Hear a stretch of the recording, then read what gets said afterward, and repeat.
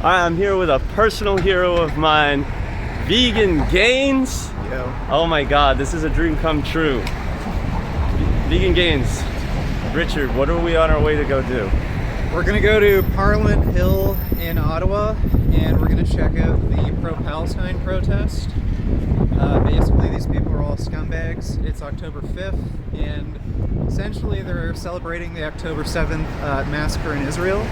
The only reason the protest isn't on October 7th and it's on the 5th is because it's Saturday today, and 7th is going to be a Monday. So I guess these losers are employed or something. So I'm not expecting much from these people. Clearly they're Hamas supporters. Clearly they support terrorism. And we're going to film some of it, maybe try to do some interviews, see what happens. Well, what do you say to the people who are saying, oh no, that they really think that there's a genocide going on? What they're against this, what they think is a suspected genocide?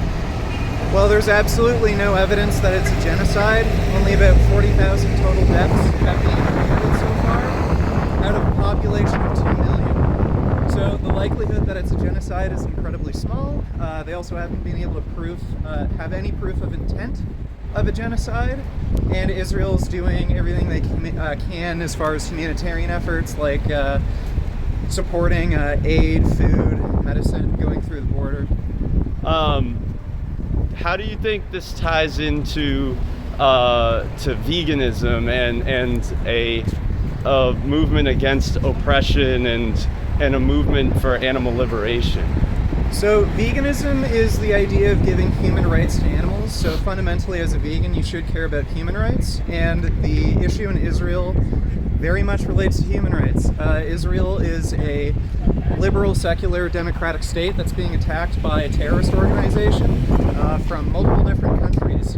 So you should support Israel if you're vegan. And on top of that, I think Israel might actually be the most vegan society on earth. They have the most amount of vegans per capita. So what do you say to these people who claim that, but there's Israel is one of the most meat-consuming nations. There's so much less animals consumed in these neighboring Muslim nations. So I don't know if that's true. I'm not sure if per capita meat intake is higher. What I do know, though, is that Muslims do sacrifice animals. They do ritualistic animal slaughter. There's times of the year where there's literally blood running through the streets, so I don't think Israel's particularly bad when it comes to animal sacrifice. And on top of that, again, per capita, I believe Israel has the most amount of vegans, so there's clearly a change happening in Israel where there is a big vegan movement. And if you're in the Israeli military, they actually offer vegan meals for you. So, well, people are calling that what do they say? They call it vegan washing. What's your response to that? I don't even know what the hell it means. Sounds stupid. But it does seem safe to say that in a place like Israel, as soon as something like lab-grown meat becomes the more viable option, or even with precision fermentation, creating these meat-like products that are probably cleaner anyway. Are we going this way? No, straight. Oh, straight, okay. That Israel's probably going to be one of these places that leads the way in that sort of thing. Yeah, likely. I know one of the big lab-grown meat producers, they're located in Israel. Wouldn't surprise me if Israel were to end up becoming one of the first countries to go either mostly plant-based or fully plant-based. Well, let's hope so. Yeah, and it seems like to me that regardless of what the numbers are, that ultimately we see a lot more force for good in terms of human rights, in terms of animal rights, coming from a place like Israel. I personally was super pro-Palestine a couple years ago. Not super pro-Palestine. I was on the fence. I was leaning more in that direction. I was more in defense of them. But having been given a lot more information about the conflict and just seeing that a lot of what pro-Palestinian people say does not stand up to the scrutiny, in my eyes, I definitely have changed my position, and Richard, you've kind of helped me with that, so thank you. Yeah, fundamentally, pro-Palestine supporters, they're in support of terrorism. They're in support of terrorism as a legitimate political... What's that? And they're insane. Oh, yeah. And ruining our country with what Yeah, they're goddamn right. saying. Hey, check out my shirt. I know, I saw that. I love it. Yeah. Right on. Should be thanking the Israelis for their... Yeah, so they're supporting terrorism as a legitimate form of political tactic, and they're fundamentally just anti-Semitic. They want to see the destruction of Israel. They want a second Holocaust. They want to see the death of literally every Jew on the planet, ideally, but they certainly want to exterminate every Jew in Israel, so they're just scum. All right, man. I'm gonna just look at a question that someone wanted to ask you. We had one great question from a friend of mine, and that was how to maintain integrity as a vegan activist without succumbing to peer pressure from social media. Look, you have to fight for what you believe in.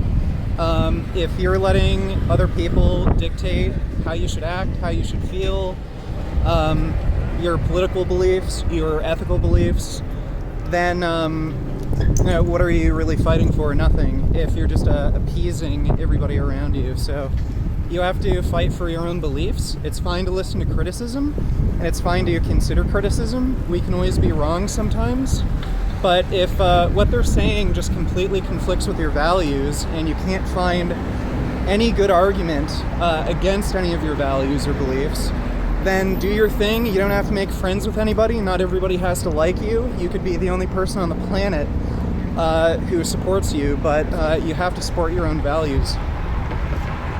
And I guess if in terms of the greater good, because some people are saying, well, we just wouldn't, who could actually drop a bomb, even if it's very discriminant, even if it means the fewest amount of civilian casualties, even if it means there will be the fewest amount of civilian casualties, there still will be civilian casualties. Women and children still might get hurt. What do you say in response to that? We're fighting for the greatest good. If the greatest good means some civilians have to die, then that's the unfortunate consequence. Nearly 500,000 German civilians died during World War II.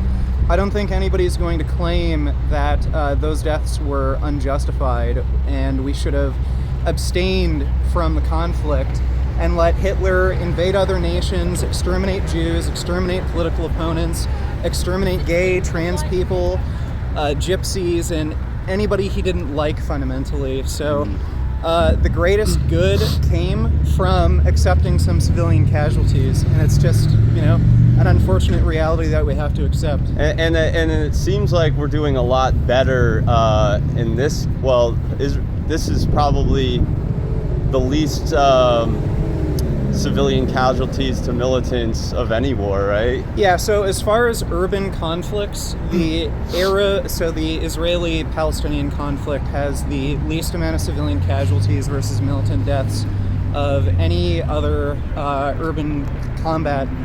So, when you're talking about Israel committing a genocide, it's absolutely ridiculous. They're using targeted strikes. They're using precision-guided bombs. They're telling civilians to evacuate. They're doing everything they possibly can to minimize civilian casualties. And again, all of these decisions are made with lawyers as well. So, this is so far from a genocide.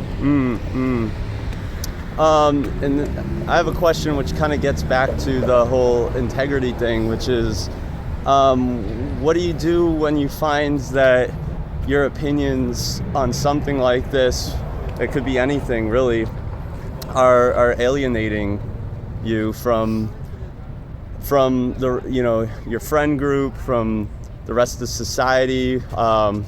other activists? You know, how do you suggest handling that situation? Yeah, there's a big difference between being alone and being lonely. You don't need friends, you don't need people around you. The only thing that you should be concerned with is doing the right thing.